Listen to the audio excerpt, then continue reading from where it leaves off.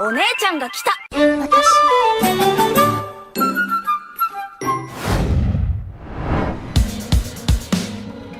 Well teman-teman, setelah kemarin kita membahas episode 12, kali ini kita akan breakdown episode 13 yang mana menjadi penutup episode di core pertama. Karena memang kabarnya anime Bleach Arc Thousand Year Blood War akan dibagi menjadi 4 core atau 4 season. Untuk core keduanya akan tayang nanti di bulan Juli 2023. Dan sekarang berbicara mengenai episode 13, jujur menurutku ini adalah penutup episode yang sangat berkesan. Emosi yang dibangun begitu tertata dari mulai putus asa, kerja keras, semangat sampai pada sebuah harapan yang dipegang para Shinigami. Apalagi kualitas yang diberikan di penutup episode ini sangat memuaskan. Dengan diiringi musik khas number 1, kita bisa merasakan betapa keren dan plot twistnya hubungan antara Ichigo dan Zangetsu. Hentakan musiknya pun selaras dengan visual yang ditampilkan, terutama adegan di mana Ichigo mengangkat Zanpakuto sejatinya. Serius, itu benar-benar bikin kita merinding. Well, tanpa banyak basa-basi lagi, mari langsung saja kita breakdown anime Bleach Arc Thousand Year Blood War episode 13.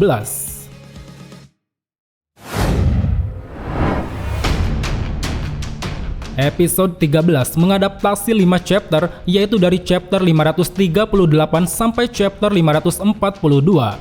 Mengambil judul di chapter 542, episode 13 berjudul Akulah Pedangnya. Ada 3 hal menarik di episode 13 ini. Pertama, pelatihan para kapten. Kedua, penempaan Zanpakuto Ichigo. Dan yang ketiga, kebenaran Zangetsu. Pelatihan para kapten. Pertama-tama, kita ditunjukkan dengan pelatihan yang diambil Kapten Divisi 10 yaitu Hitsugaya. Dia yang bankainya telah dicuri, mau tidak mau harus melatih teknik dasar Zanjutsu atau teknik berpedang. Karena memang selama ini Hitsugaya selalu melatih bankainya saja. Itulah kenapa dia seringkali menggunakan bankai di setiap pertarungan. Sementara itu di tempat lain, Kapten Divisi 9 yaitu Kensei Muguruma menyuruh Hisagi untuk segera mempelajari kemampuan bankai. Dia berpikir dengan banyaknya pengguna bankai, maka persentase kemenangan akan semakin meningkat. Kensei juga telah memanggil Mashiro Kuna untuk melatih Hisagi. Dia mengaku bahwa dirinya adalah Letnan Super Divisi 9, sebuah pangkat ilegal yang secara pribadi Kensei berikan padanya. Alasan kenapa Kensei memberikan itu, apalagi kalau bukan Mashiro yang super duper cerewet. Masih untung Kensei memberikannya pangkat, jika tidak bisa-bisa tingkat kenistaan Hisagi akan bertambah jikalau Mashiro mengambil alih posisi Hisagi. Kemudian Shin beralih ke dalam markas Divisi 12. Akon yang merasa khawatir akan apa yang sedang dilakukan Kapten Mayuri bersama Nemu di ruangannya memutuskan untuk melihat mereka melalui kamera pengintai. Sesaat monitor dinyalakan, Akon dibuat terkejut dengan apa yang tengah dilakukan kaptennya. Tidak terlalu jelas apa yang coba diciptakan Mayuri di sana, tapi sedikit spoiler, ada 3 kemungkinan yang terjadi. Pertama, modifikasi bankai, karena kita tahu dia adalah mad scientist yang suka sekali memodifikasi kekuatannya.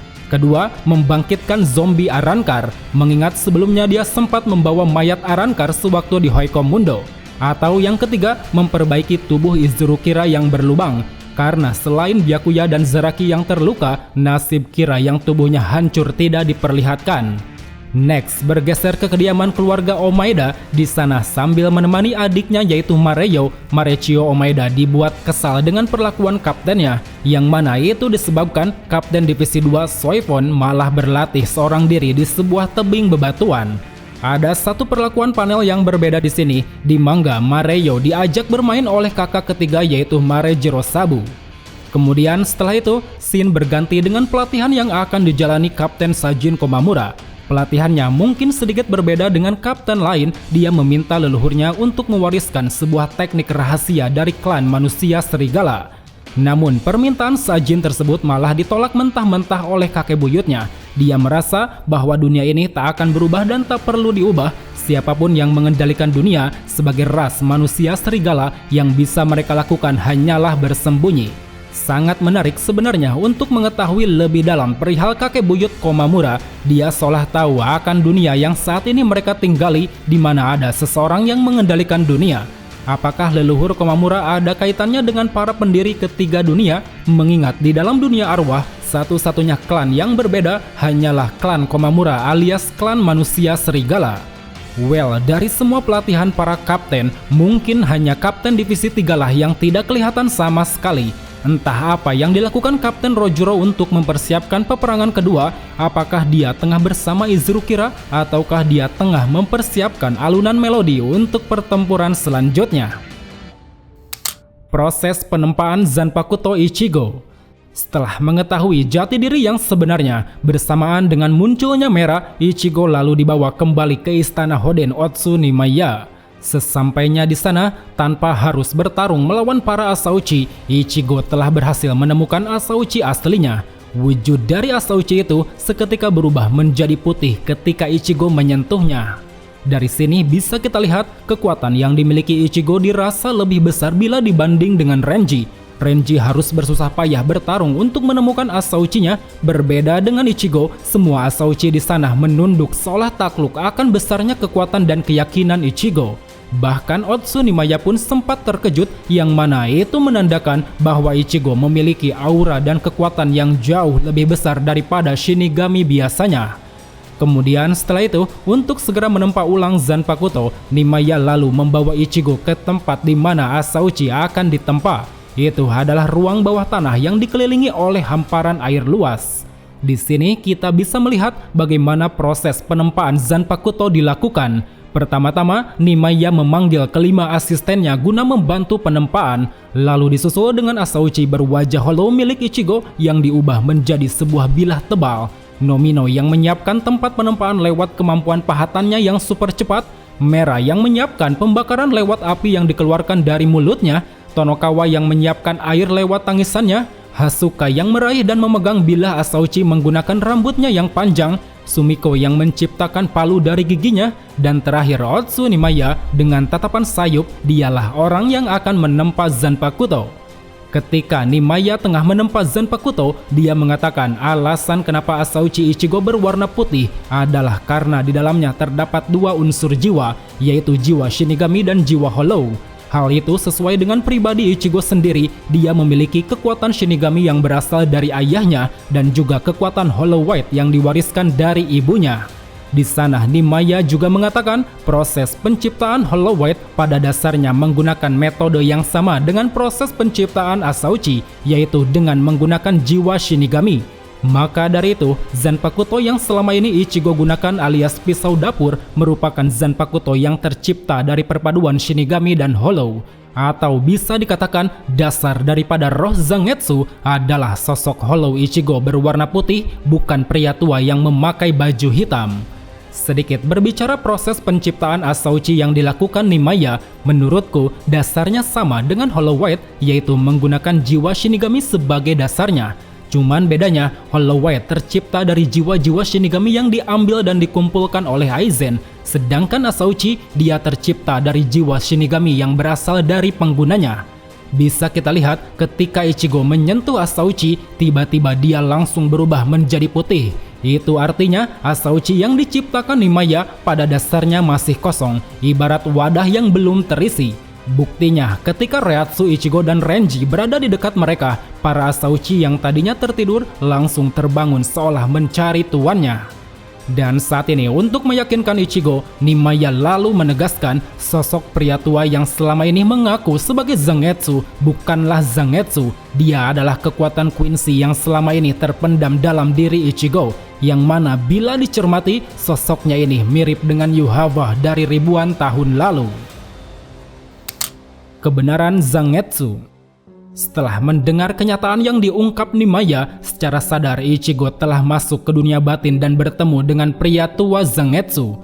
Seolah tahu akan apa yang sedang terjadi, pria tua Zangetsu pun mengaku bahwa dirinya bukanlah Zangetsu, melainkan dirinya adalah akar dari kekuatan Quincy milik Ichigo. Selama ini dia selalu meminjam kekuatan Zangetsu Hollow untuk menolong Ichigo, mau itu ketika Ichigo belajar menggunakan Zanpakuto, ketika Ichigo tidak mampu menggunakannya untuk bertarung, ataupun ketika hidup Ichigo di ambang kematian. Sebagai entitas yang berasal dari kekuatan Quincy, tentu dia tidak ingin Ichigo menjadi seorang Shinigami. Karena itulah, selama ini dia menekan perkembangan Ichigo sekaligus berusaha menggantikan inti kekuatannya dengan Quincy. Karena menurutnya, dengan cara itulah Ichigo bisa menjauh dari pertarungan dan mara bahaya. Mengingat sejak menjadi Shinigami, Ichigo selalu dikelilingi oleh rasa sakit. Jadi dari sini bisa diambil kesimpulan bahwa sosok yang selama ini telah menyelamatkan dan membangkitkan hidup Ichigo sebagai Shinigami sebenarnya bukan pria tua Zangetsu, melainkan Zangetsu Hollow. Dia yang selalu dibenci Ichigo, dia yang selalu ditakuti Ichigo, sebenarnya merupakan sosok roh Zanpakuto Shinigami yang asli. Adegan ini sangat menarik bagiku, visualnya benar-benar keren, mau itu pergerakan kamera, pergantian warna, ataupun slow motion serta iringan musik membuat kita seolah ikut merasakan plot twist yang dibangun dari emosi Ichigo. Apalagi setelahnya, ketika pria tua Zangetsu mengeluarkan pedang Reishi berwarna biru, kita semua dibuat pilu atas pernyataan yang diungkapnya. Dia mengatakan meski selama ini dirinya telah menekan perkembangan Ichigo, tapi jauh di dalam lubuk hati melihat Ichigo yang berlatih keras demi menjadi seorang Shinigami membuat hatinya pun perlahan mulai goyah. Dan saat ini untuk melepaskan rasa penat itu sambil memudarkan tubuhnya, dia berucap mulai sekarang Ichigo sudah bisa menggunakan seluruh kekuatannya, mau itu kekuatan Shinigami, Hollow ataupun Quincy. Dari sini kita pun ditunjukkan dengan ending core pertama yang sangat keren. Ichigo yang telah terbebas dari belenggunya kini mulai menghampiri sebuah pedang berkekuatan Quincy yang ditinggalkan pria tua Zangetsu. Seolah tak peduli siapa Zangetsu yang sebenarnya, dengan sangat yakin Ichigo menganggap mau itu pria tua Zangetsu ataupun Zangetsu Hollow, baginya mereka berdua adalah Zangetsu. Karena memang tanpa disadari kedua sosok inilah yang selama ini telah menyelamatkan dirinya. Bersamaan dengan itu, di tempat penempaan, Ichigo yang dari tadi menyentuh bilahnya kini telah berhasil menyelesaikan penempaan Zanpakuto.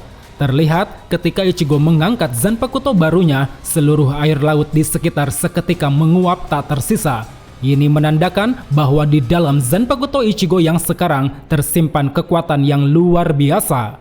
Di sini kita pun akhirnya diperlihatkan pada dua bilah Zangetsu, yang mana itu merupakan representasi dari dua roh Zangetsu. Di tangan kiri adalah perwujudan dari kekuatan Quincy sebagai sarung pedang, dan di tangan kanan adalah perwujudan dari kekuatan Hollow sebagai pedangnya. Kedua kekuatan tersebut lalu diseimbangkan Ichigo sebagai manusia sekaligus seorang Shinigami. Kemudian di akhir kredit scene, kita lalu ditunjukkan pada Yuhava di kursi singgasana Vandenreich. Dia bersama Yugram tengah menyambut seorang pewaris Quincy yaitu Uryu Ishida.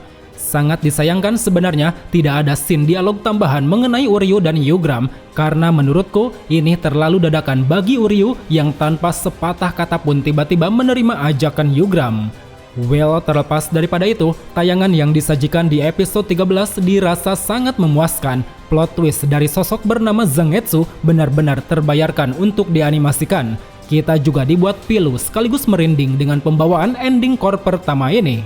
Mungkin cukup sampai di sini saja yang bisa kubahas. Jika ada tanggapan lain silahkan tulis di kolom komentar. So, sampai jumpa di video selanjutnya. Salam Bleach Lovers.